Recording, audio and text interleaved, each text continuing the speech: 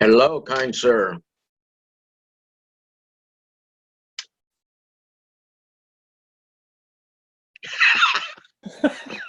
Wax on, wax off. Yeah, we'll say, yeah, and wax off.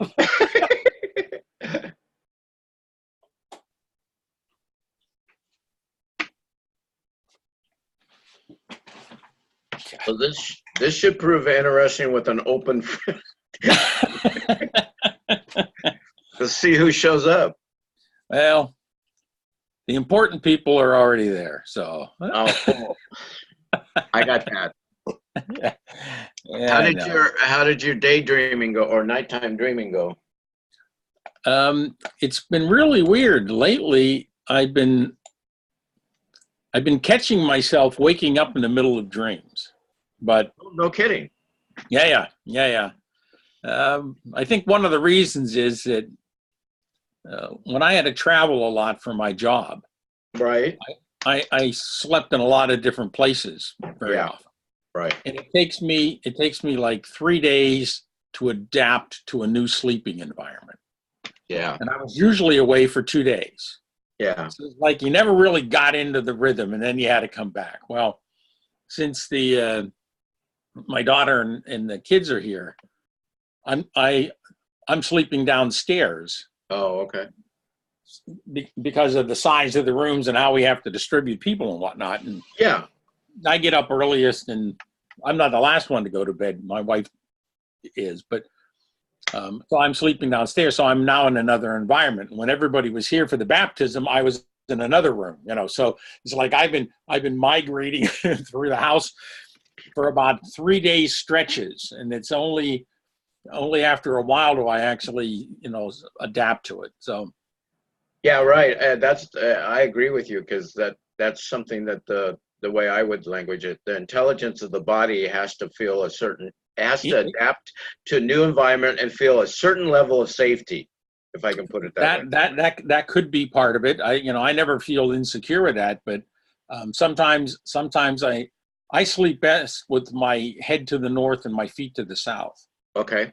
And in the different places in this house that varies. So I'm actually changing my polarity, so to speak. Yeah, and that's kind of saying the same thing, but talking from a biological, you're talking from a very internal, subtle body. Yeah. Well, wherever you feel, wherever you feel at home, I guess. But that feeling at home. Right. So I've been waking up, and they are, as I would expect, bizarre. They're always bizarre. I've always had bizarre dreams. I can't remember when I didn't have a dream that wasn't bizarre. Truly bizarre. I remember it always says, you can't get killed in a dream. I've been shot. Okay. Probably one of the most vivid. It's the most vivid dream I ever had because I still remember to this day. To this day. And I dreamt it 40 years ago. Do you remember when you first started having dreams? How old you were? No, I couldn't tell you that. Yeah, I can't. I just wonder. Some people seem to remember. I don't. Yeah, there's. My wife is a person who has a lot of very distinct memories from early in her life. Yeah. Okay, and my oldest daughter tends to be that way, but not to the extent that my wife is. But my youngest daughter and me are both kind of, I think it was before I was a teenager kind of thing.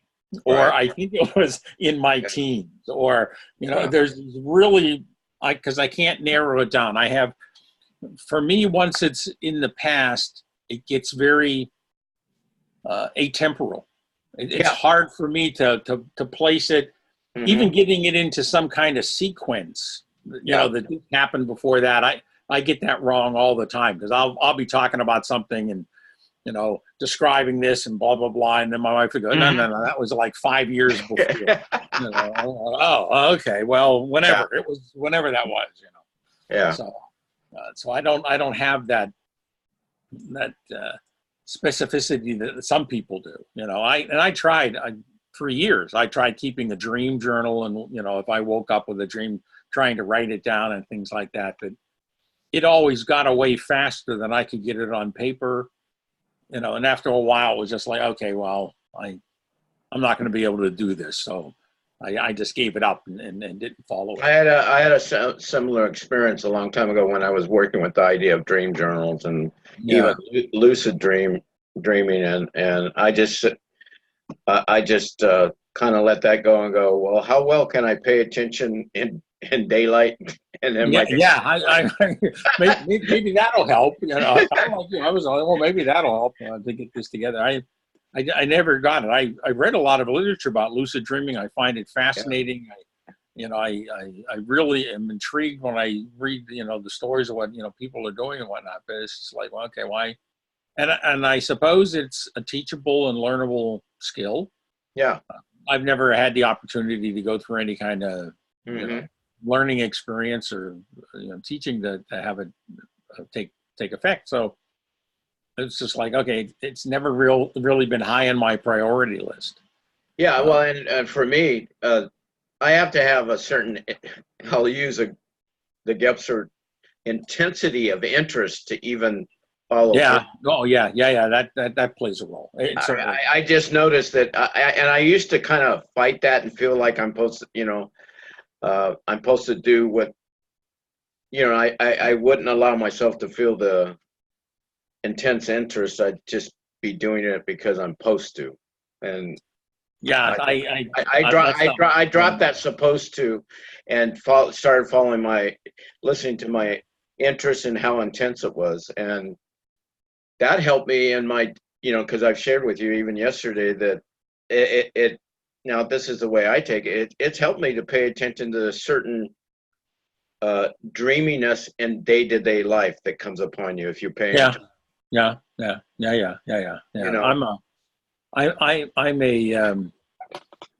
I'm not quite Walter Mitty, but I have that Mitty-esque daydreaming. I do a lot of daydreaming. Yeah. I'll catch myself sitting here at my desk just staring out the window. Right. But things are going through my mind and I have ideas and I have thoughts, that's basically, anything that I ever wanted to write, that's kind of how it came up. Yeah. Okay. I noted those down and, I journal and I have notebooks and stuff like that. And I put that stuff down, but the time comes when you have to sit down and work on it. Right. And I don't always have those chances to do that. I had more chances to do that when I was working than since I retired, Yeah. Right. Because I actually had the very good fortune of never being closely supervised. I was never in a job where my boss was always looking over my shoulder. Oh, you're lucky. Yeah.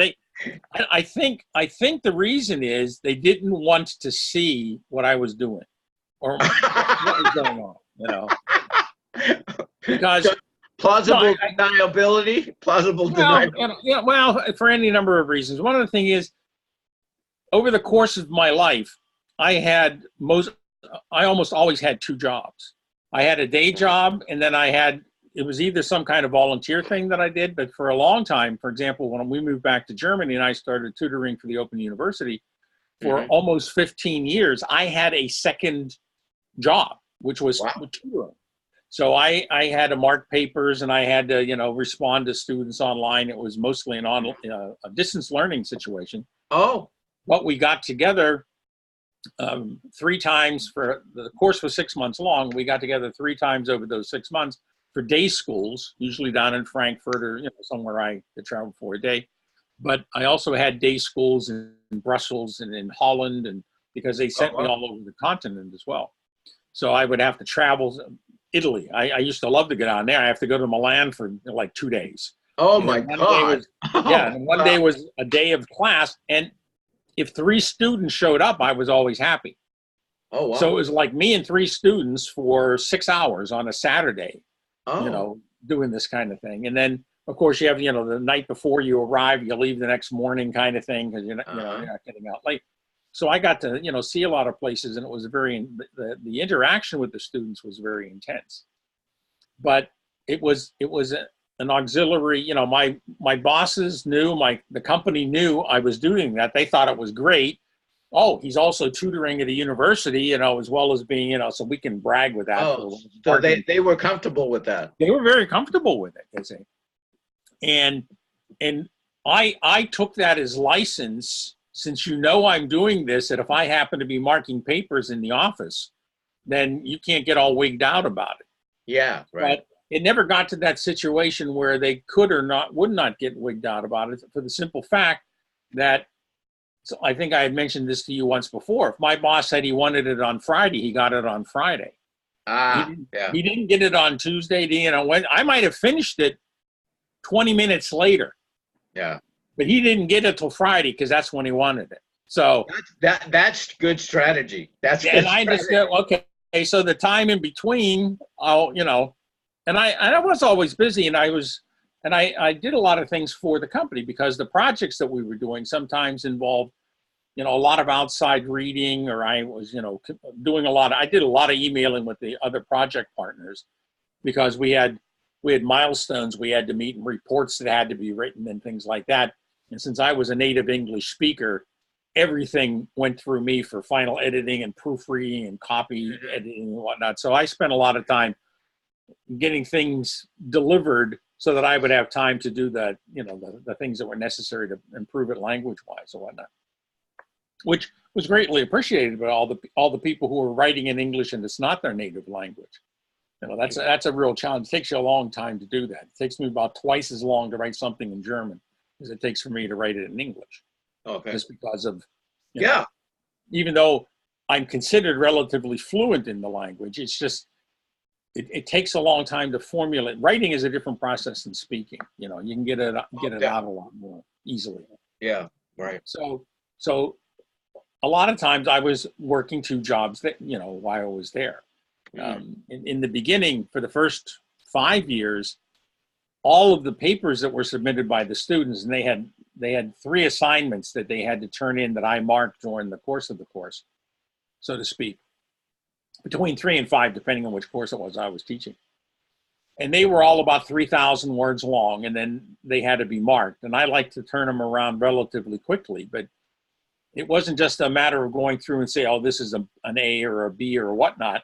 I made a lot of comments in the text itself so that they would know when they're doing the next assignment, what do you have to pay attention to, and where are the weak points, and what did you do real well, that kind of thing. So there's a lot of feedback that sometimes I wrote more than the students did. Oh, wow. So, which they didn't always appreciate because then they had to read it. And I said, but you make me read yours. You know, so yeah. If you did what I asked you, I wouldn't have so much to say. Sure. Yeah, I've always had, you know, I prefer speech to writing. I write little. I write only when I need to focus a little bit, but I'm just not. I just realize I'm just not. Probably for a lot of reasons that I just don't want to challenge. Right. You know, but I'm a poor speller. I'm a poor speller, and my thoughts. It's like one time I responded to Johnny, and I was just, it was just my way of saying that I agree with slowing down, but for me, I can't slow down too much. I mean, if I slow down too much, it's like a reverse effect. Yeah. I can understand. It's like it's trying to understand that some people can only slow down a certain amount, not to maybe what everybody else, you know. And part of that, I think, it has to do with my work. I mean, I worked outside. I moved everywhere. Yeah. And so I have this internal, actual physical connection to movement and thinking, and you know, that kind of thing. We were talking about that yesterday. Right. But, so I think that's part of it, and but I at the same time I love reading, and I like what Ursula Le Guin said, that reading is learning how to listen. Well, it is. I agree. You know, because we tend to internally vocalize when we're doing things. I like to read dialogue with voices so that I'm getting the one or the other. I just had the good fortune that if I wasn't sitting in my office, I was sitting in a plane, or I was sitting in a bus, or sitting in a streetcar somewhere, and I had an hour and a half commute to work each day, down, and an hour and a half back at night. So when the students turned things in on paper, which was the first 5 years, I could mark things when I was riding the subway, so to speak. Oh yeah. Right. So I had time to do those kinds of things, and I had time to devote to that. When they eventually, because we all had to be technologically up to date, it eventually all got online, and that bothered me to no end, because then I had to sit at the computer somewhere and do that. Yeah. So the things that I could do for work on the subway, I would do on the subway, and then I would, if I was sitting in the office and had some time, I would mark papers and things. So. Yeah, right. Well, and I don't know if this is where I'm jumping in. You said about the computer. The physical interacting with the computer is different with pencil and paper. Oh, it is. I'm a pencil and paper person. Right. Yeah. It's tactile. In terms of tactility, it's different. Oh, it certainly is. I was always the odd man out at our project meetings. We'd be all sitting in Turin or whatever it was, and said, "Okay, we have to make a date for the next thing," and everybody pulls out their phone. And you and I pull out my calendar, or as the English would call it, my diary. Where I mark down my dates. You say, exactly. And I would write it down, and they go, "Why do you do that?" I go, "So I can remember it." Yeah. Because if I write it down, that's right. It actually stays longer with me than if I speak it in, type it in, enter it on the computer. And I do keep a Google Calendar so that I know where I need to be when I need to be there. Okay. So it sends messages then to my phone. Yeah. Yesterday I was up at the playground with the grandsons, and my phone buzzed. I'm going, "Why is my phone buzzing?" I pulled it out and looked and said, "Oh, I had an appointment." Half an hour. It calls me a half an hour ahead of time. It's, "Oh, I have an appointment I have to get to." Okay, guys, we gotta pack it up and get home here. Right. Grandpa's got something to do. So that's helpful in that regard. But see, I put it into the computer and forgot it. If I would write those things down in my calendar like I should, then I would probably remember them longer. I agree. I just and it's probably because of actually it's a blend, Ed, of how I read the Gospels when I read the Gospels of Jesus, and then Alan Watts and Zen, because the Gospels have a lot of association with nature. And Zen is always about being, bringing that attention to your environment. And that you're living in, and that's why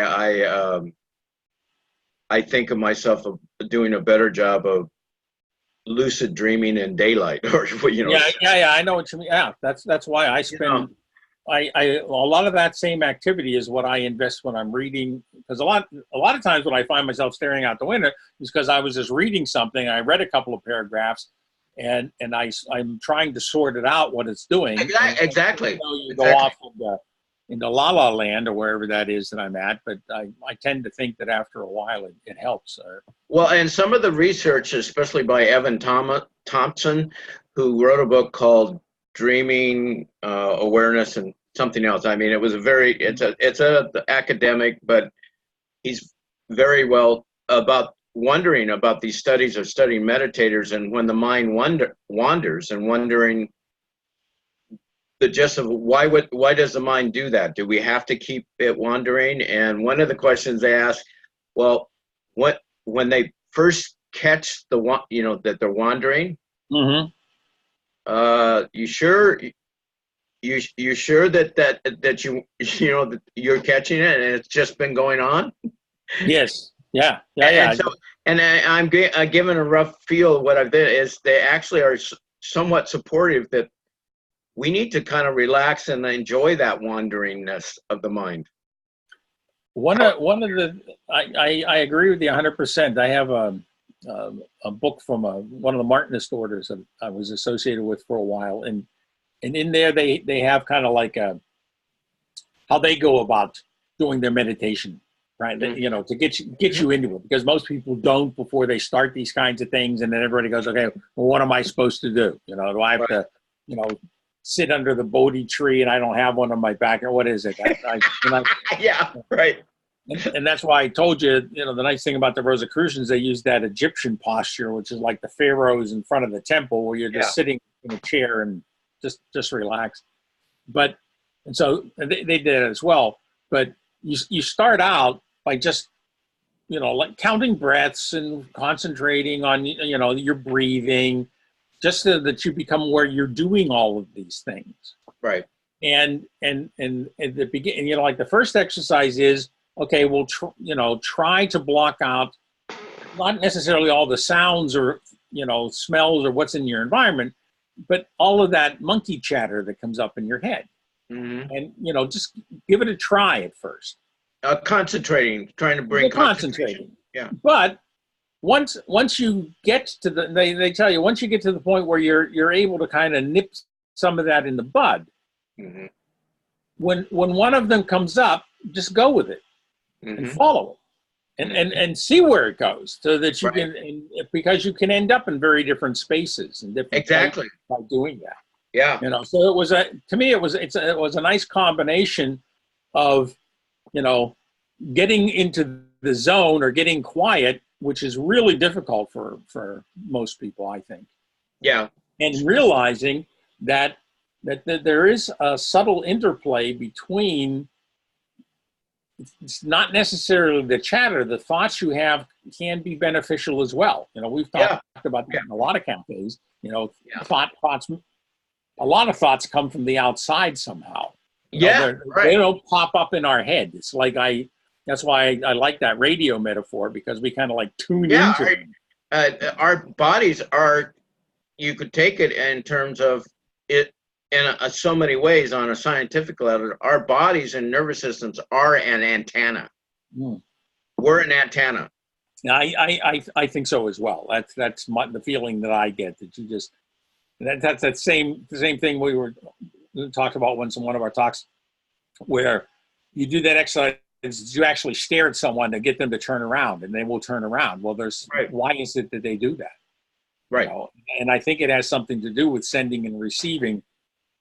And probably vibrationally, you know, on some. Yeah, and it's a part that we're not nurtured to actually accept, that it's actually it's natural to us in a certain sense. In a certain sense, I think it is. It's natural, and it's just it's like it's just as natural in my book as somebody being able to do a triple backflip.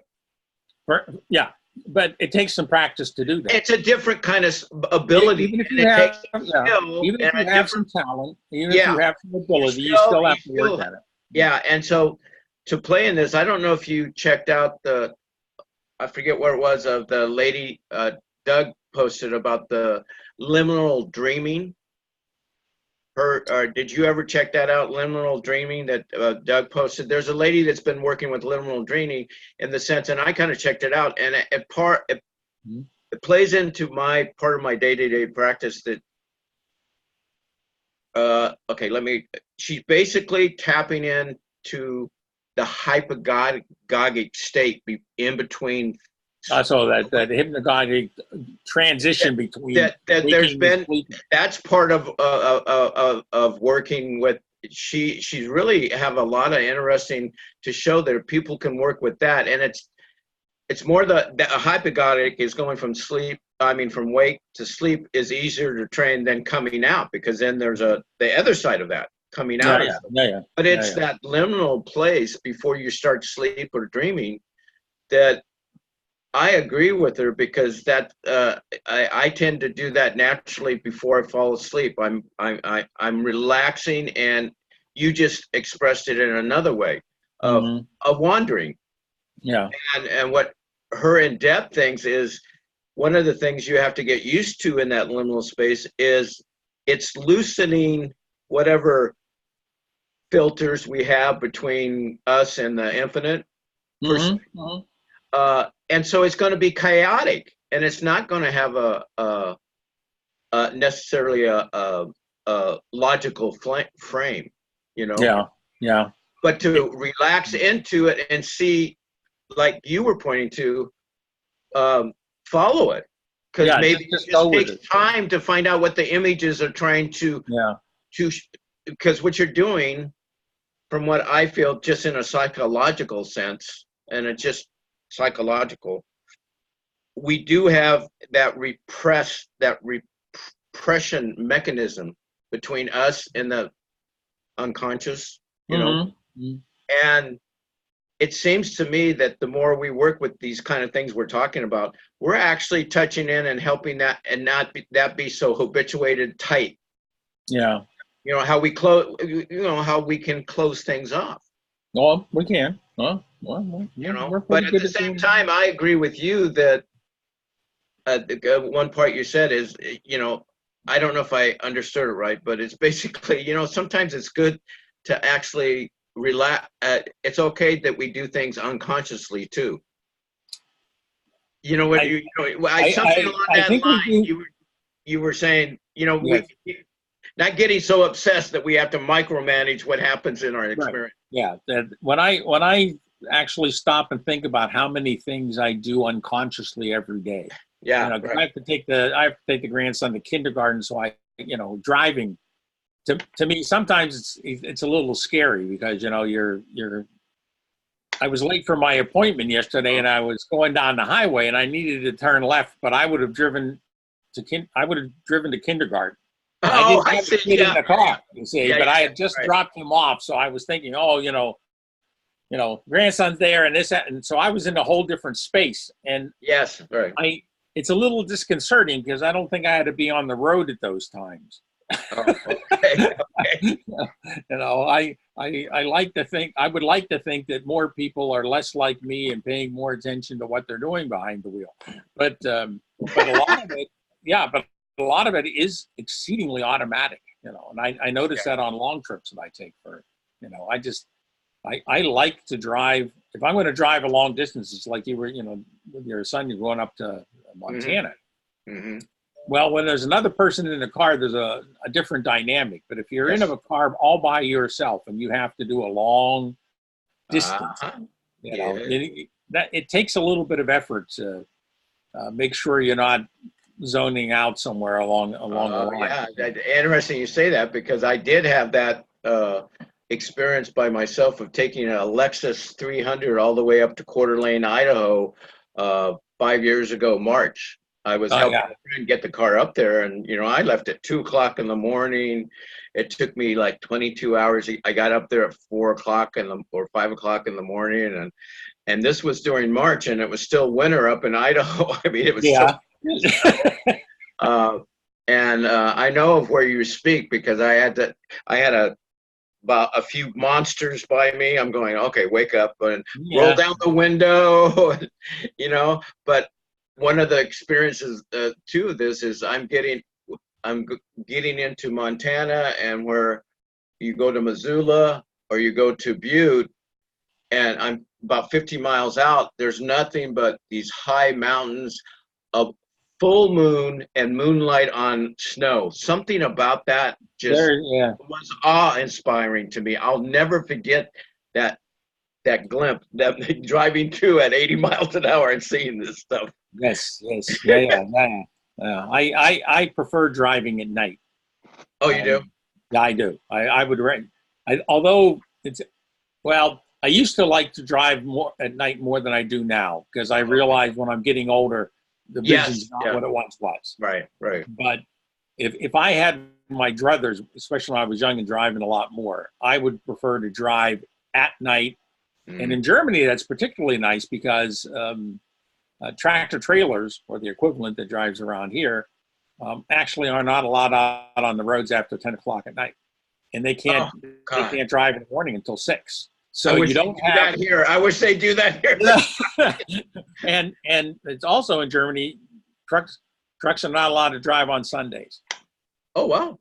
Yeah. So It has its advantages and it has its disadvantages. The disadvantages for the truck drivers because they have to be somewhere. They have to park. Yeah.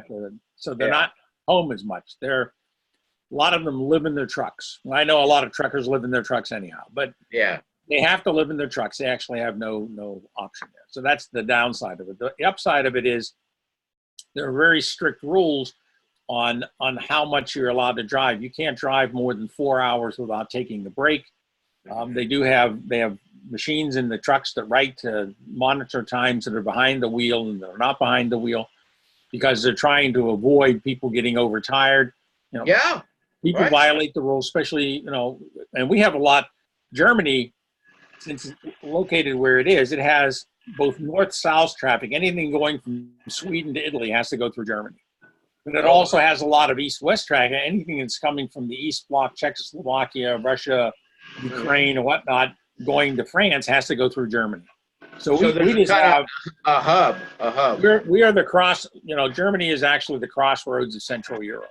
Oh wow! So you just have trucks, and we don't have 6-lane highways like they do in some places, and the lanes here are a lot smaller than the lanes in the United States because of the space issues that we have. We only have so much space. Yeah. When we might be as big as Montana, but we have 82 times the population, which means we have so there's a lot more vehicles. Plus, we have that crossroads traffic that Montana doesn't get because who's driving east-west through Montana or north-south? Because in Canada, there's nothing out there either. So, so that reduces. Well, you can want to drive somewhere during the week, and literally you have to be in the left-hand lane because the right-hand lane is full of trucks. I've driven for an hour past a string of trucks, and they're hardly moving. Yeah, because there's just so many of them. There's just one after another. Because I don't think I've ever experienced something like that. No, you wouldn't because you have more room to spread them out, and you have population centers that, if you're around the coasts in the East Coast, that you get that sometimes where there's a lot more traffic. Yeah. There are places in Cali you can get on 101 going north, or you can get on what's that? 5 or 5? Yeah, on 5. And there can be a lot of traffic, but I've never experienced it like it is here. Well, the thing it'll only widen out into 3 or 4 lanes when you get near the big cities. Right.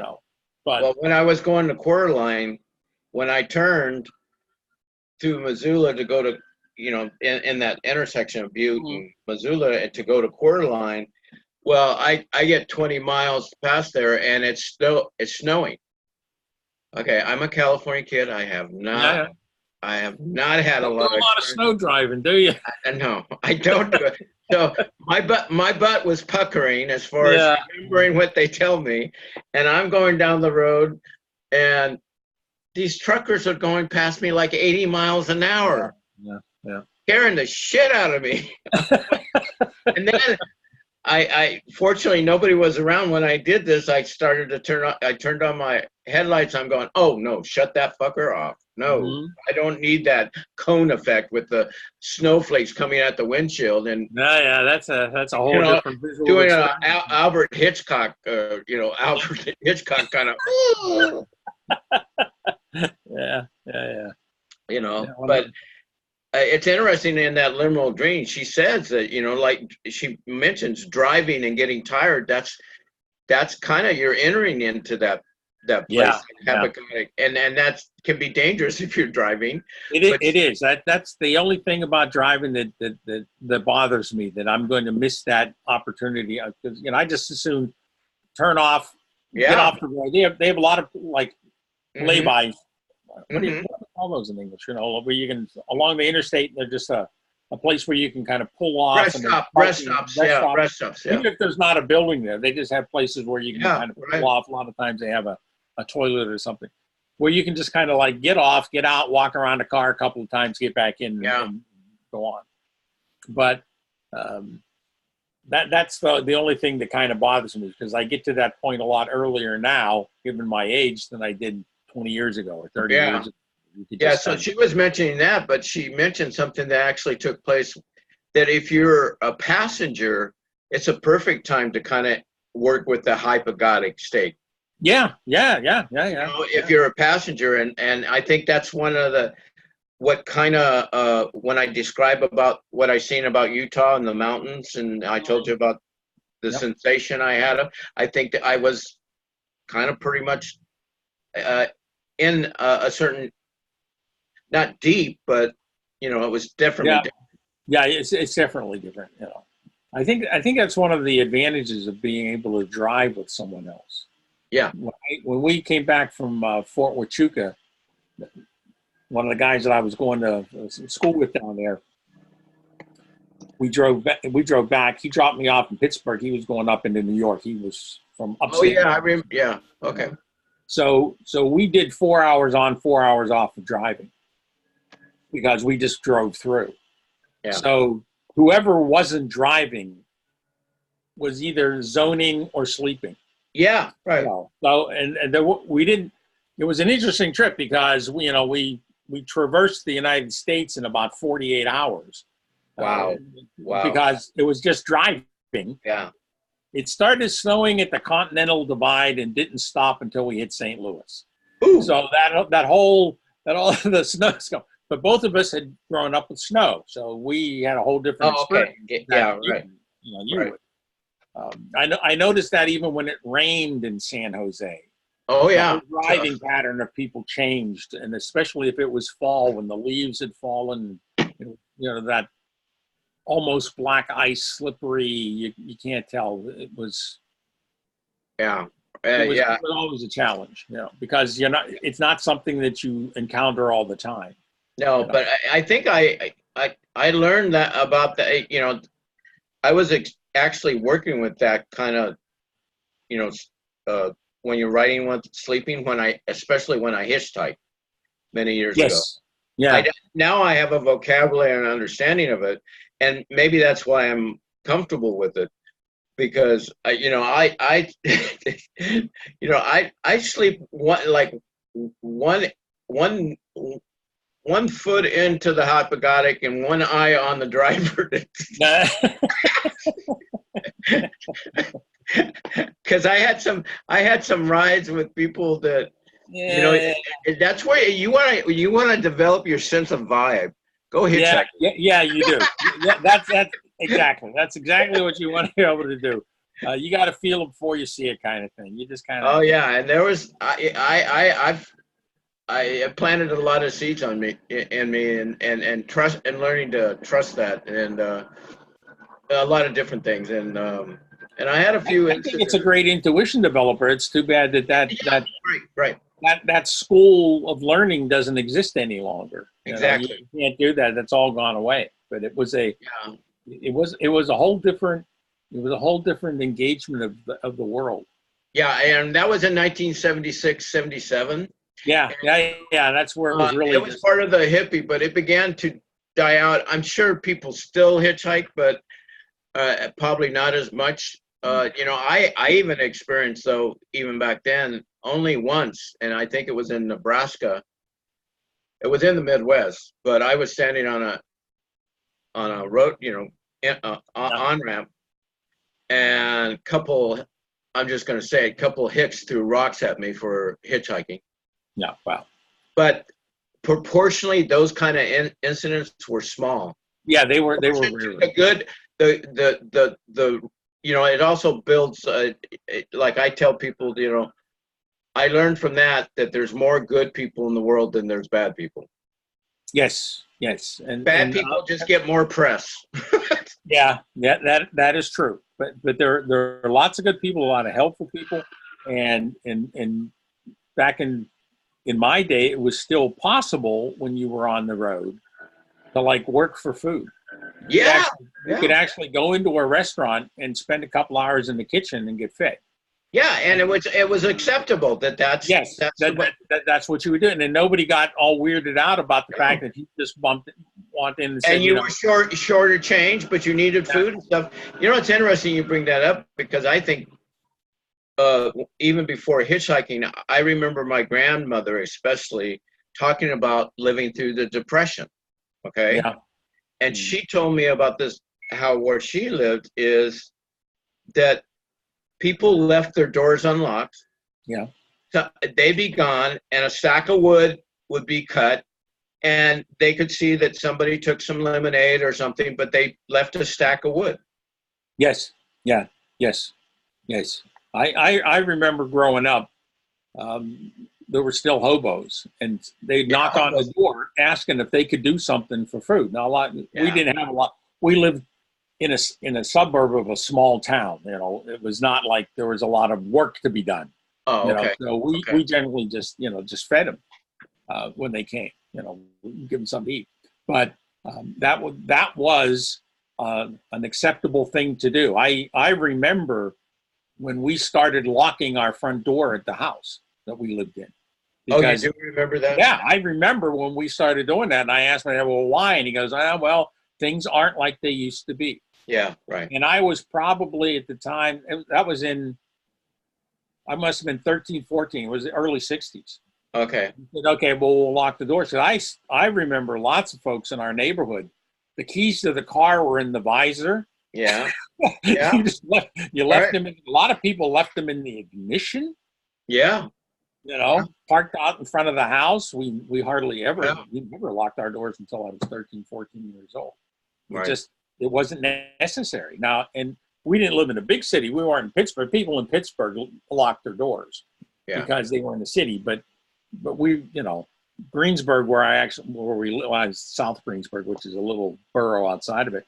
Greensburg had a population of about 20,000 at the time. You know, so it's not this huge megapolis, although a lot of people lived around Greensburg. So if you took the greater Greensburg area, you were probably looking at 40, maybe 50,000 people even then. But still, everybody that was outside of Greensburg kind of had that small town carryover from the days when. When you could just do some work and there was something there for you. But, you know, there's still places around here, oddly enough, especially at, you know, like when apple season comes around or potatoes. When you drive out to the neighboring towns, sometimes you'll there's a little covered box, almost kind of like a stand, and there'll be sacks of potatoes and apples in there. And then you can take them. There's a box, and you can drop coins, you know, the coins of your money in there. And you take them with you. There's a couple of places here in Riverside, part of town, that there's still some orange groves, especially if the orange groves are on just like there's a house with an orange grove, not not a corporate, but they'll put out, like you're saying, they'll put about for free, or, you know, they'll just trust, donate some money and stuff, you know. Right. Yes. And that, that's good. That's good to know that there's still that around. Yeah, it's, you know, there's even now, I don't know if you guys have this, but a few places around where I walk here in Riverside, they have these houses that they built with books in them that people can come by and pick up a book. Oh, okay. They're using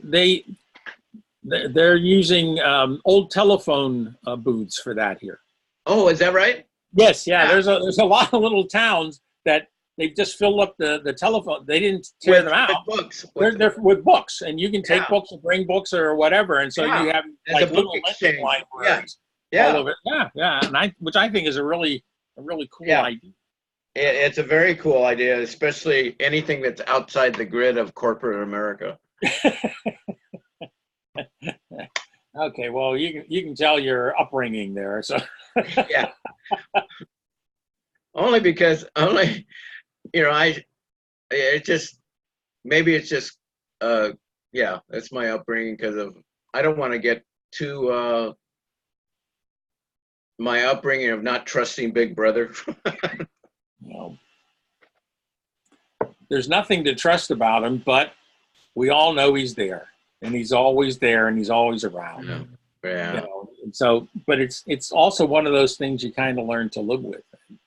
It would be nice nice to think that people would realize that, you know, the direct personal interaction and that mode of operating and building trust and building, like, what's I'm trying to think of the English, the interconnectivity between human beings themselves.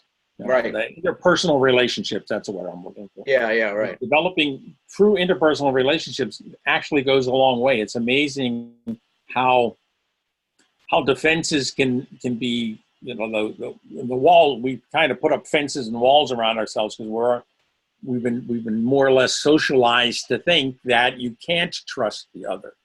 Yeah. And it's always nice to hear, and I love to read those kinds of stories where you realize what you can in a lot of instances, and not as many people want as much from you as you've been led to believe that they do. And you should question your defense mechanism being on all the fucking time. All the time, yeah. And you're always in high alert, and they're, but that's how the Americans handled their whole terrorist thing. You never got below orange. No. Why? Why not? But and you were always orange for the wrong reason. You weren't looking inside at who might be coming around the corner. You're always looking at who's coming in from the outside. Well, and it's that's why these conversations a lot of times that it's broadened my vocabulary of and thought process of context is important. Context is important. Yeah. I have so many situations because of how I get around. I'm being on the bus, and I have my defense system is I keep it at a relaxed, alert level until necessary. Yes. I don't need to be looking for the boogeyman all the time. Fuck that shit. No. And that's actually a good thing to have if you're out, even if you're outside of the United States. Yeah. I would assume we had to take on for our projects the least expensive mode of transportation. So that meant you went to you flew somewhere and you got the early flight, the late flight, because they're the cheapest ones, and then you got to wherever it was, the city. So take public transportation to get into town. You didn't take a taxi cab and you didn't rent a car. So I got to ride buses in a lot of places, and I got to see a lot more of the country than I thought, because a lot of times I didn't speak the language and didn't know where I had to get off. So you go all the way to the end, and the bus driver and you finally agree, oh, you had to get off like 40 miles back. Oh, okay. Oh, shit. One time I did that in Spain. It was 40. You missed it by 40 miles? I missed it by 4. I went all the way to the end of the line to this guy because I told him where I wanted to go, and he said, we passed there. He said, we go there. Well, it was literally, I kid you not, it was literally a post on the side of the road. Didn't have a sign on it, and I guess I missed the town sign going in or what. I went past this post. I only realized that when the other bus that showed up there, because it's a standard route that went up through northern Spain there. But when the other bus driver got there, he said to me, he speaks better English than I do. So we went over to talk to him, and then he said, okay, get on the bus. I'll take you back and I'll tell you where to get off. So I went with him all the way back. They didn't charge me for another ticket or anything. It was like, just, I'll take you back. And then, so then he called out, so like, gringo, here, I'm like, okay, I got it. I'm on, and I get off, and I'm literally in the middle of nowhere. I don't speak, literally. I mean, there's no town. And I look across the road there, and there something looks like a little train station. Oh, wow. And I said, okay, well, that could be helpful. So I go over there, and it's closed. It's all boarded up. It's not used as anything anymore. And so I'm coming out of this train station, walking back up the road, and I hear a voice from the road going, Ed, is that you? And I look up, and I'm going, okay. And I look up, and it was our project leader who was driving to the venue. She had arrived early, was out with her husband and kid. And we're coming back, saw me down there, lost as ever. And I'm going, well, yeah, it's me. And she goes, well, then get in and we'll take you up to the place, meeting. Because from this post, you went down the road about 50 meters, and there was literally a dirt road that went into the woods and up to the top of a mountain. And up there was this big, well, it wasn't a big hotel. It was a really nice hotel on the top of this mountain. Oh, wow. And that was our meeting place, but there was no sign for it. There was no sign for the community. There's just like, how do you know to get it? Well, they had rented a car, and so they were able to, GPS themselves into where they were going. I was on public transportation. Well, talk about being immersed in interconnectivity. Yeah. Because you can be immersed in it, and you still have to orientate. Well, where do I turn to make contact? Where do I go now? And where do I make contact? Right. When we had to go, we went for a wine tasting with the people who were putting it on. We came down the hill. She says, over here, and she points, it was getting dark. Over here, and there was another one of those, it was like a post, and on top of it, looked like a little house, and in that little house was a telephone read. I don't think I ever would have found it. And she says, all you have to do is pick that up and say I'm at the bottom of the hill, and they'll send somebody down there. Oh, my God. But there was no sign. There was nothing written there. There was no way for me to, I can generally kind of follow. Ed, I feel that you were living in Hitchhiker's Guide to the Galaxy. So sometimes I had the feeling it's like what universe am I in? Not just what planet am I on? And this is all within highly developed, technologically savvy, quote unquote, modern day Europe. Yeah. Right. And there's a phone receiver in the tree stump. Yeah. Yeah. Right. Okay. Yeah. I never would have found it. I would have just sat down there at the bottom of the hill. Okay. Yeah. But it was a beautiful venue. We had a wonderful project. The Swiss guy that was there couldn't sleep because it was too quiet. But it was too quiet? It was too, yeah. Next morning at breakfast, he shows up and I said, how you doing? Greetings. So how did you sleep? And he goes, I didn't sleep at all. I said, really? And he goes, yeah. He goes, and he says to me, have you heard how quiet it is here? Have you heard? That is so funny. Yeah. Well, and it seems odd to me because I would think that Swiss people living where they have a lot of quiet, but I guess I'm wrong. He was from Lucerne. Oh, okay. So, which is one of the bigger cities. The United Nations has their offices down there. Geneva, Lucerne, they're all full of bureaucrats. So they're hustling. The volume is up. Exactly. There's lots of light. There's street. Yeah. There was no street lights. When it got dark up there, it was dark. Oh. And when it got dark, it got quiet. And this was for me one of the most. This is like finally, Yeah. Truly, this is a place you can just kind of let go. You don't have to worry about it at all. Yeah. You can interesting on this subject of because I'm touching back about what we were talking about. When people have a hard time with chatter, with mind, when they're trying to learn to pay attention and stuff and concentrate, and there's this issue of how you work with the chattering mind and noises and stuff like that. And I don't know who it was somebody I was reading, because I've always been interested in different people giving their different experience. Sometimes you can but the way it was expressed of, don't fight the noise. Find the little bit of quiet in the noise. In the noise, yeah. Find the quiet in the noise. Yes, yeah, and I think that relates to that Martinus exercise, which grab a thought and just write it. So out of all, you just literally, it's a blocking out of everything else except that. Yeah. And so it's in a different way of refocusing of your attention. I'm not focusing on my breath now. I'm focusing on the thought. Yes, right. Doing the same thing, because that's what it's trying to get. I think the exercises are designed to do is to get you to focus enough that you can start blocking out or sorting out or weeding out the things that that are distracting to you. Yeah, and stop being overwhelmed by thought Why itself. that? Yeah, because you realize that there's a gazillion abstractions, and when you get it Right. down to a half a dozen, it becomes manageable in some way. Yeah, and so I put it on a very physical level because that the way I translate that is like learning how to do a move in wrestling. You keep For working example, one move, yeah, one move.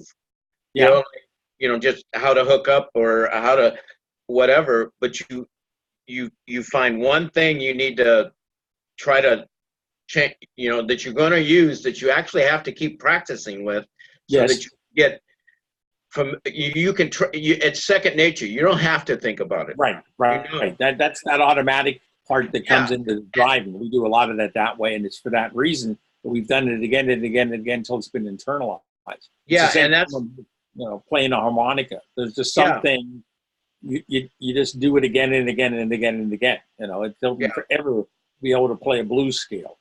yeah, and But if you don't practice it, you can't do it anymore. oh yeah, and it goes to the way I have a book that Alan Watts. Well, it's a pamphlet called uh, the Art of Contemplation. Ah, Well, okay. it's just a pamphlet he put out. Yeah. I think it was repeated in a book, but in that, and it's always been a kind of a I come back to. But one of the things he explains how your breath, the unique thing about your breath and why it's used so much is it's both automatic and you can influence it. Yes. It serves both purposes. Both You can't purposes. totally control your breath, but you can influence the rate or, Yes. your attention. Yes. You can work with it. So what I like about that is bringing a certain acceptance of automatic but that's like in a car. A car is automatic. It's not, some cars are automatic, but you still have to pay attention to how you're driving it. Exactly. You know what I'm saying? Exactly. You Mm-hmm. don't take it for granted. I mean, I like sticks personally. I like using my feet and stuff. But when I started driving automatics, um, I kind of I had to retrain myself of not take it for granted in a way. It affected my attention because when my attention was, I had to. You understand what I'm saying? I know exactly what you're saying. I had a standard transmission car until 2010. Okay. And that when I bought the car that I have right now, it's a little older model and it's an automatic because when you're in a big city, and I'm sure if you were driving a lot in Riverside, after a while you think about it for a while. Yeah, right. Constantly clutching. Yes, right. That just gets to be nervy, And in San Jose, it was like, oh, I have to do this. So when we finally ended up, the first cars we had here when we came to Germany, because my daughters they had the licenses from California, but there's no agreement between California and Germany, so they had to redo their driver's license. There is an agreement between Germany and South Dakota. So if you have a license in South Dakota, you don't have to redo your driver's license in Germany. And there's an agreement between Germany and Pennsylvania. So when I got out of the Army, they simply gave me a German license because I had already had one. So it all depends on where you're from. So coming from California, which is probably the most vehicular state in the United States. Yeah. In a lot of regards, I'm sure that it is. They had to redo their license. So I insisted that they learn how to drive a standard transmission car. Okay. So everybody in my family can drive a standard transmission. In the meantime, almost everybody has automatics because the German manufacturers are now coming around to the way the American manufacturers were, and are simply making the automatic the standard. Yeah.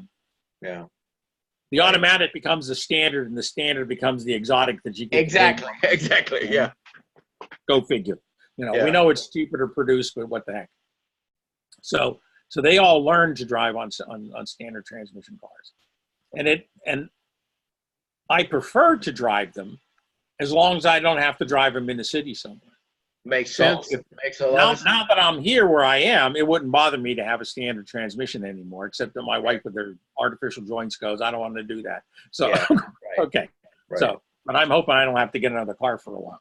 So, I'm not a big car fan anyhow. I've never been one of these people that. Yeah, well, when I went to teach my daughter, both my kids, I put them in cars between the age of 12 and 14, in safe areas. Yeah. I just started getting them used to drive, in the fields, and my daughter was this big parking lot that here in Riverside it was huge. So, and it was vacant on the weekends, and I had a Honda Civic that had a standard in it. Well, so the way I taught her is the way I had to learn something I learned that helped me cross over from with my attention of how I pay attention driving a standard and an automatic. You guess what it was? Mm. Feel your ass. Mm. Feel your ass. Because it's just like, whether you're in a standard, it's your ass feeling the movement of the car. Because what I did with my daughter, I put her in the car and I said, now go fast. And she got it up to maybe 20 or 30 miles an hour. Yeah. I said, now brake. I did that for an effect. I wanted her to literally experience the power of the car. So it's that old driving by the seat of your pants thing. Yeah, but as far as an experiential, now you don't want to. Well, that's the whole thing. You have to experience the whole vehicle. Yeah, exactly. That's it. Yeah, and I think getting it through your ass is probably a good way to do that, because it slides around this. Even when you have to clutch or you have to accelerate. Exactly. Yeah. You feel that all the way up your legs. There's that whole and that's the thing that I think too many people overlook. I went through driver training in high school, not to learn how to drive, but so that I could get a discount on my insurance. Yes, so right. I had to take the course. I used to drive. We had the learner's permit. If somebody had a license, they could sit in the front seat and you could drive the car with a learner's permit. Well, I drove to school every day for driving school, and I took it in the summer. Nice. I didn't have my license yet, but I was to that point where I could, because my dad started with me relatively young. He let me back up the car in front of the house or drive it forward. We had a relatively open street, but it gets you to understand when he said, just take it back one car length, how far that is. Right. Getting a feel for what, the size of the vehicle in the United States. That's the thing. Getting big cars, the feel for it, because part of the reason when I learned to drive at 16, my mom taught me. Let's just say they taught me in such a way that it didn't agree with me, and for the longest time, Ed, I had more accidents because I think people, the way they taught me, didn't help me have that feeling. Yeah. It was too. And the way we talk, it was too mentalized. Oh, okay. Yeah. And so before my daughter came along, and that I had to unlearn that kind of way of driving. And one of the things that helped, that actually my daughter, that I think I used to in connection, is I had a period where I rode horses. I was on horses. And my daughter at 12 was riding horses. So I didn't think this out. It was an intuitive leap, trying to connect to her, the riding of the horse and the that ass effect, Yeah. And it's interesting that Chumper Rinpoche, in teaching meditation way back when, he had the Tibetans always, for a long time, enjoyed horses, to travel. And he basically drew a metaphor of sitting on the cushion is taking your seat on a horse. Oh, okay. So that you don't leave out that groundedness or sensation. When there's going to be a lot, like we were talking about, that wandering and that loosening of our defense system, of how to relax with our defense system. And riding a horse is a good way to learn. I know a lot of people are afraid of them, and but I've been around them, and I don't take it for granted, because I've been bitten by one. Mm-hmm, You know, mm-hmm. and when you're feeding them, they like to use their snout. Hurry up! I'm hungry. I'm Yeah, hungry. yeah. I'm not a big horse person either. When we were in, when you're down in Fort Wegatcha in Arizona, there's not a Yeah, whole lot to do. yeah. But you can go horse riding for $1 an hour.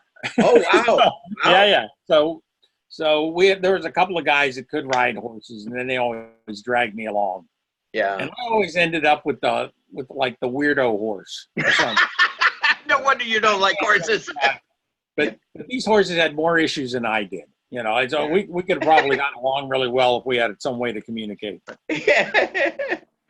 And I was on this, so I could get on it and I could ride. I was having trouble when it was galloping or when, Yeah. because Yeah. I don't know how to do that. I wasn't taking lessons. I recall You one were time learning by the seat of your pants. I was learning by the seat of my pants, and I was on this horse one. His name was Blue. He was the most ornery sucker. He made me look like a piker, you know.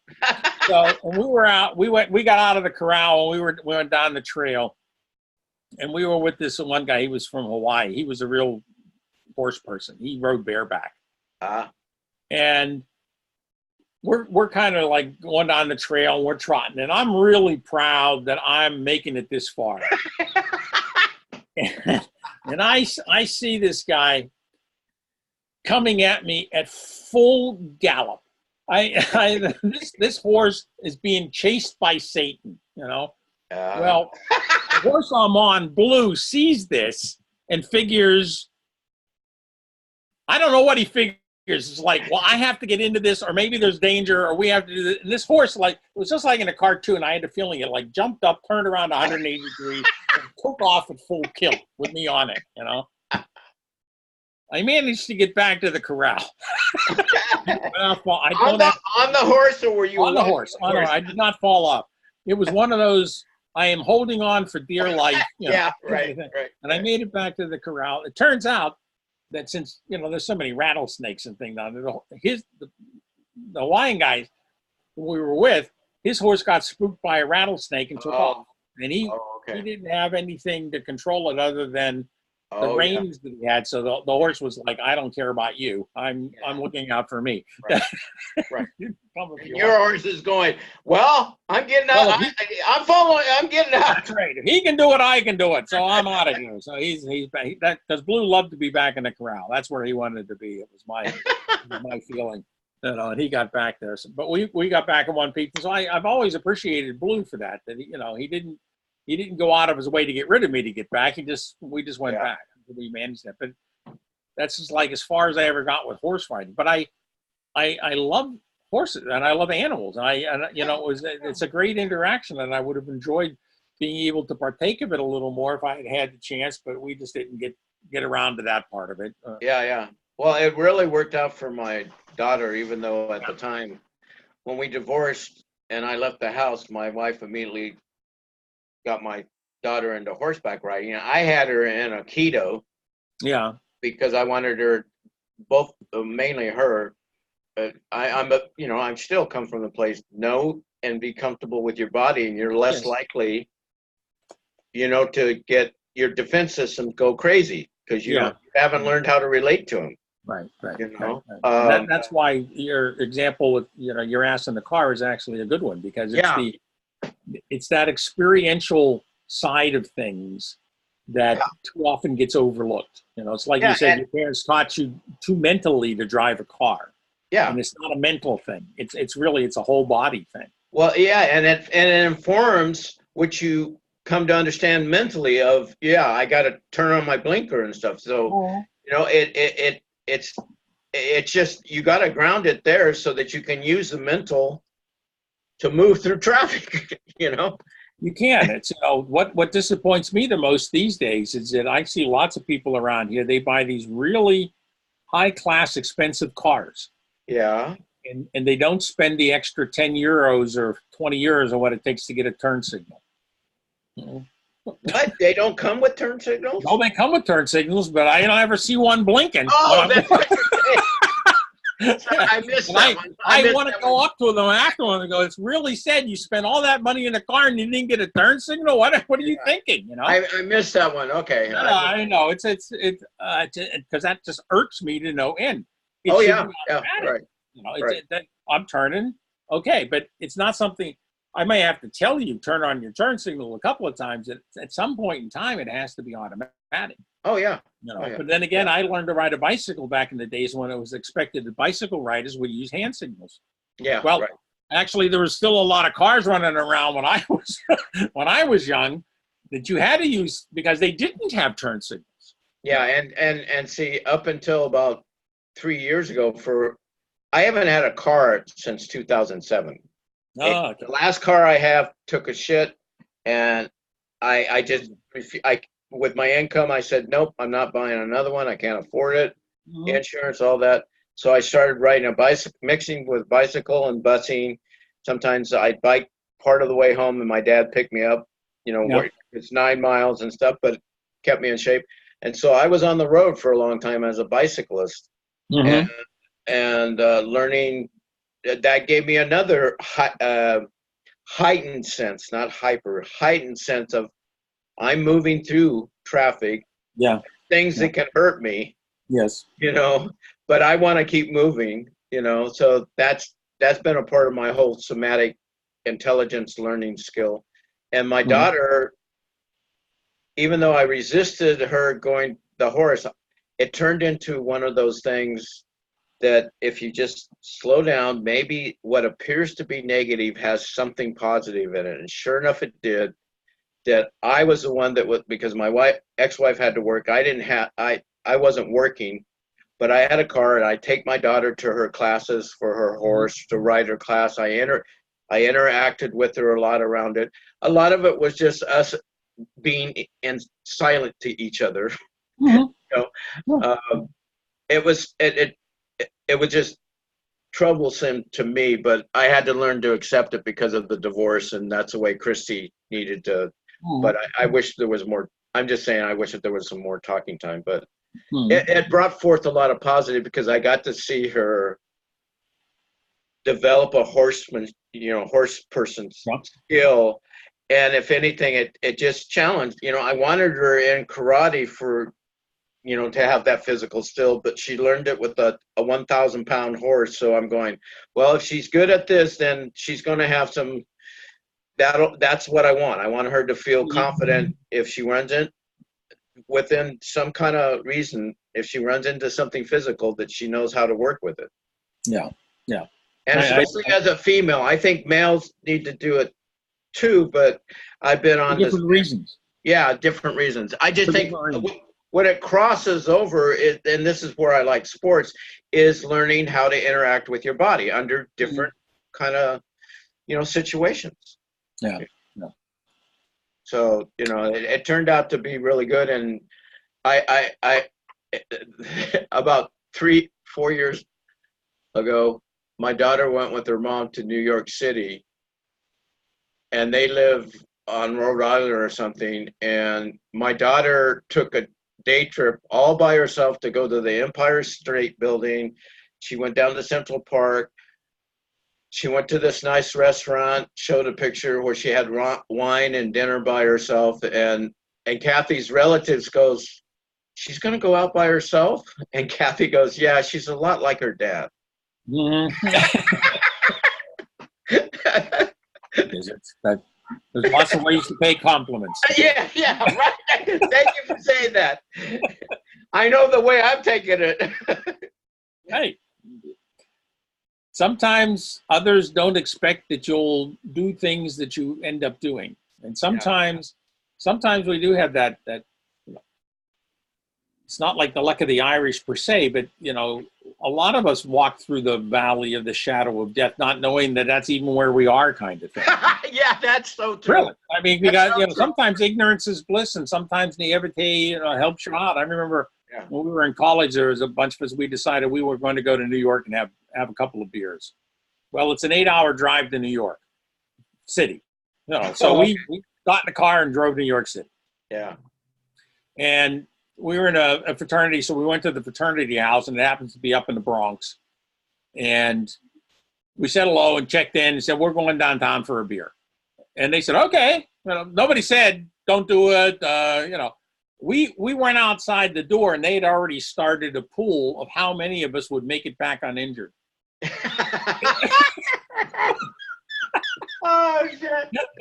We found out later, and so we went downtown to this bar, walked in, and the bartender wouldn't even serve us. He ignored us until the guy that drove. He says, "Look, I just drove 8 hours to have a beer in this bar, and I'm not leaving until I get one." And he turned around. The guy turned around. And he goes, "Okay, one." Oh shit! So he pours us a beer, and we ordered another, and he's not reacting. This is like the whole afternoon kind of thing. Well, then we were hungry, and we decided we were going to order in. We wanted to get some pizza. He didn't have anything to eat in the bar, and we asked him, can we order in pizza? And the guy goes, yeah, if you order for everybody in the bar.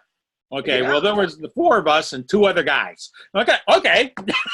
What the hell? There's enough pizza for everybody to go around. Can we have another beer? And so it was like this whole afternoon of developing rapport in this bar that we were at with the people that were there and the locals or whatever. And so we just sat there because that's what we went to New York for, to sit in the bar and have a couple of beers because we couldn't do that in Pittsburgh. So we did that, and then we had our pizza, and we went back up the hill to the fraternity house, and all 4 of us showed up again unscathed.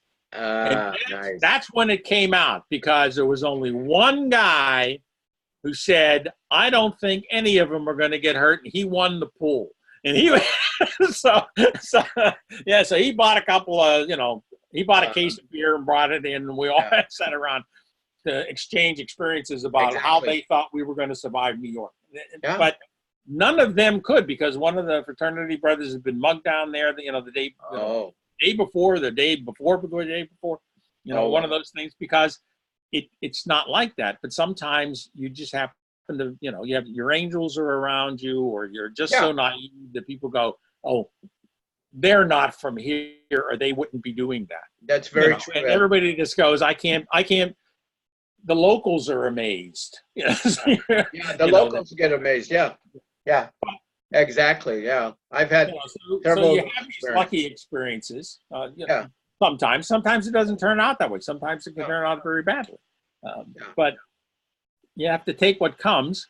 Yeah. But it's good, as you always point out, to be in some way ready for that, or prepared for that, or to be aware that that's there, or to have some sense of how do I react in an unexpected situation. Yeah, because what my experience has taught me, if anything, and it goes to, we've talked about it, it's learning how to relate to your defense system and your experience of being in this kind of experience, like you tell, or another one where you mugged. Mm-hmm. I think what's become important to me is not to be attached to either one of those, good or bad. No. That taking a risk is not good or bad, but good or bad can come of it. Can come of that, yes. And never let it because I guess maybe for me, I get claustrophobic if I can't take a certain, even a low level risk. Mm-hmm. Okay. Yeah. And I'll ground it in this way. It's like getting my hip surgeries. Okay, going through that, and there was a risk involved. Well, what's going to happen? Yeah. I don't know how it was going to affect me, and afterwards, this is where I'm applying what I'm trying to articulate: the risk of getting up and having to walk, and learning to. I literally, and in a lot of ways, learning how to walk again. Again, yes. I was. Did you have both hips replaced or just one? Both. Both of them are titanium. My wife's are too. Yeah. And the thing is what I found interesting is the doctor I had. I went in for the left because that was worse, but he had taken the pictures and he talked to me like a person to show me what I was looking at, that I would be looking at the other one. And sure enough, 2 years later, I went in and I said, it seems like it's time, Okay. Okay. and I wanted to do it before I got too much older too. Okay. All right. All right. You know? There's a lot of there are some places that do both hips. Whenever one goes, they do both. Yeah.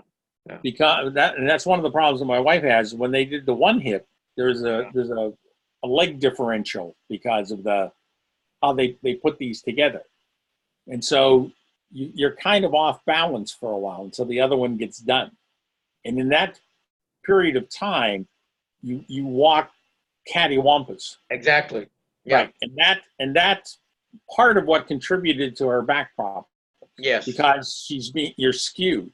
Yeah. And depending on how high that is and how well they can accommodate that. That's very true. Yeah, that makes sense. If you got the second hip and it balanced out again, that was helpful, but the damage had already been done. Yeah, because the muscle habituation. Yes, that's I think muscle habituation that's not talked about or help people. Given that situation, I informed myself. I knew that I had to pay attention to my muscle habituation when I just had the one. Yeah. Because I was tuned into, because of my accident before this, of the chronic pain in my muscles, and reading about a lot of chronic pain, or the intensity of chronic pain that a lot of people have. You can have chronic pain, but if you're maintaining a certain intensity, Ed, part of it is you need to lessen it. You have to actually retrain the habituation that the muscles have to guard against the rate, because it's the guarding of the injury that's causing the pain to intensify and not flow through. Because it's clamping down, and you're going to guard. There's more energy that's going to, it's kind of a simple fluid physics problem in terms of blood flow and the muscles. Right. So but you have that added component of being aware of that, and that's what's happening in order to be able to deal with that or work against it. Yeah, and it's basically a kinesthetic awareness. This is a book I read called Living a Pain-Free Life, and he's an orthopedic, and he's trying to bring, at the time, this was 5-10 years ago, of they need more understanding of what the muscles are doing, not just the bones. Yes. So, and I like that. And basically, he educated me, and he's trying to educate and kinetic awareness. And this is where movement and dance, that to use your breath and actually turn towards the pain and use your breath to relax that muscle from tightening, to actually use your breath or stretching to loosen it rather than being habituated to it being that way. Now, when you start it, it's going to feel uncomfortable because you're reconditioning the muscles. You're changing the habit, and there is going to be a little bit. Take hot showers. Take hot showers and feel good about yourself. Yeah, that makes a lot of sense. And some of this too, it's amazing. I want to say is that if you understand. To me, if you understand that some of this is elemental, like Sherlock Holmes, it's about understanding the elements that are playing into what's affecting you. Like the guardedness and using hot water, stretching and stuff. Yeah. I think it's really helped me a lot, because I'm 65, and I know that my body and the way I relate to it is a lot better than, God bless him, but my father, both my parents came from that era and I came from the next era. I was down in San Diego and came from the holistic health movement of people understanding their bodies, and not just giving in to the doctor telling you, what you can or can't do with your body.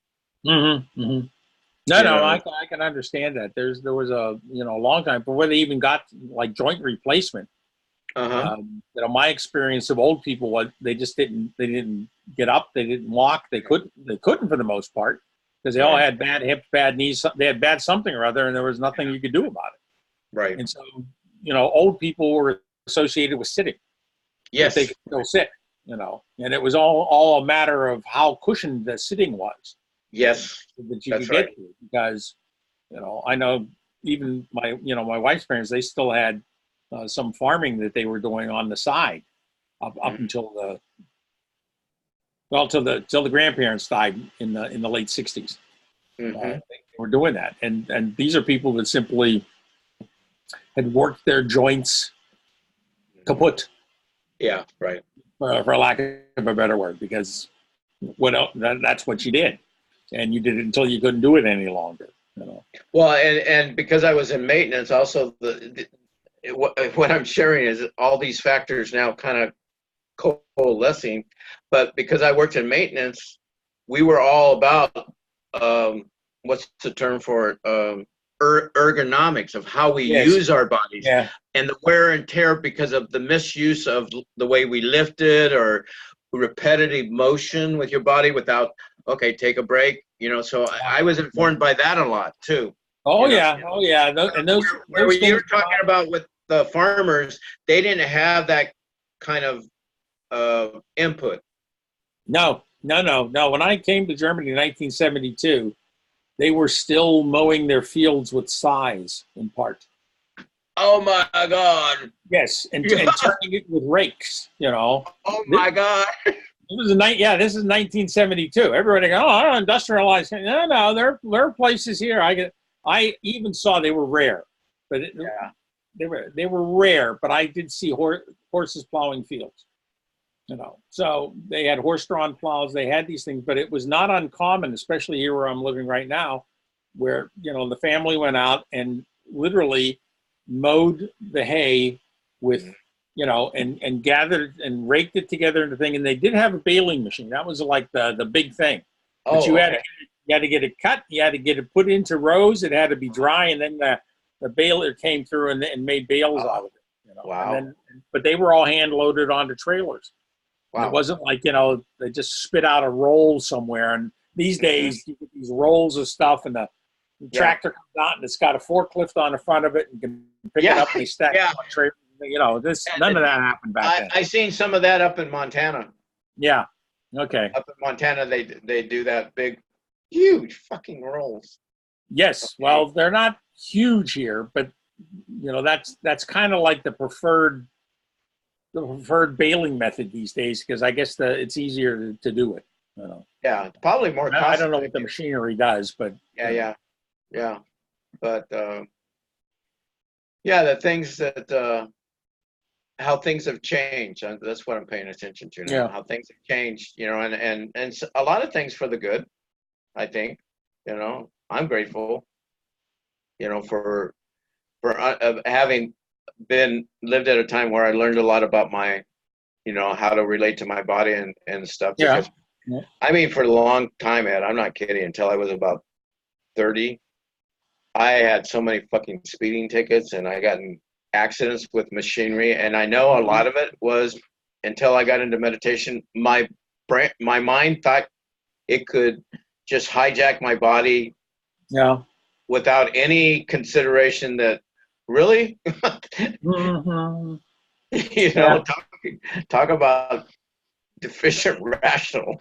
Yeah, no, I never had to suffer from a lot of accidents, but speeding tickets is still pretty good. What is it about bails and speeding tickets? You live in a country like I do now, where there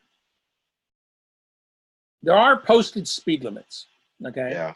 And a lot of the Autobahn has posted speed limits. It's not like you can just get on the Autobahn and drive as fast as you want, but there are still areas where there are none. Oh, wow. So on secondary roads, if it's not the Autobahn, the speed limit's 100 kilometers an hour, which is 60 miles an hour. Okay. About that, roughly.